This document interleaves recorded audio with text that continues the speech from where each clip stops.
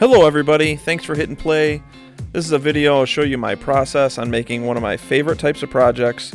These are my personalized replica badges that I make for police and firefighters, for retirement gifts, or just to display in their own homes.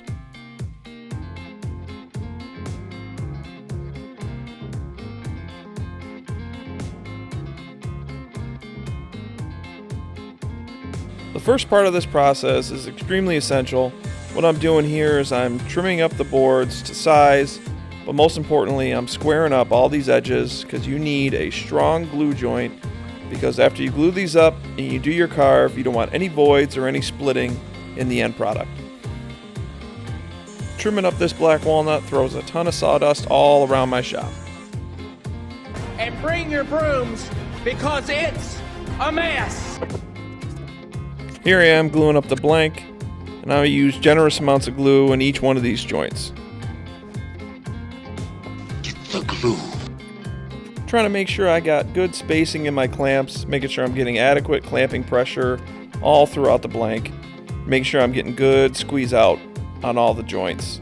I also take this time to wipe this off. It's easier to do now and it's safer on my tools later.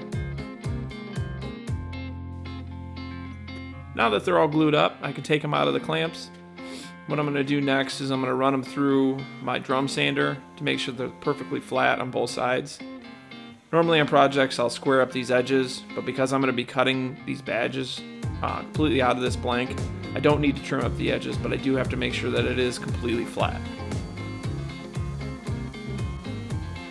Once I know that everything's perfectly flat, I figure out which side I want to be my top. Once I figure out which side I want to be the top of my carve, I sand that down to 220. It makes things easier later down the line once I'm doing the finish sanding. The CNC router that I use is the X-Carve by Inventables. I'm a big fan. I really wouldn't have a successful business without this tool. What I'm doing here is I'm finding the lower left corner of my blank, and that's the reference point I'm going to use for the roughing out and then the detailed bits later. So what I use is this metal ruler, and I use that as like a feeler gauge. So when I switch to the V-shape detail bit, I can make sure I'm hitting the exact same height each time, so there's no difference between the carves of the two bits. Now I'll let my robot employees start working while I work on other projects. A robot! I like a robot. No! The first step of the carve is I use a 1/8 combination bit, and what it does is it roughs out all the bulk of the material.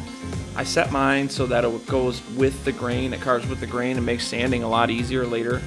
And so it's just going to take pass after pass, taking out all the rough material, and then what's going to happen is it's going to come back with a 60-degree V-shape bit to clean up all the detail, make it really look really crisp. After I've carved out all the detail pass, I'll switch over to a 1/4 inch straight cutting bit, and then I'll just cut along the outline of this badge, and I'll cut through the entire thickness of it so the badge just drops all the way out. There's no doubt that this is the worst part of the entire project. All those little tiny carves need to be refined and sanded down. What I'll do is I'll sand them from 100 to 150 to 220.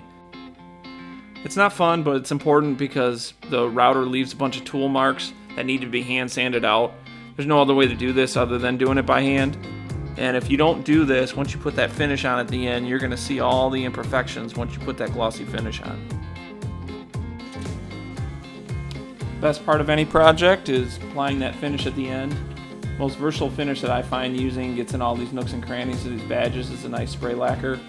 Gives a nice finish. I use a satin, and it looks really good in the end product. Thank you everybody for watching my video. If you like what you see, please like, comment, subscribe. Let me know what you think about this video and the project. Also, if you can share it with other people, I'd appreciate it. On to the next one.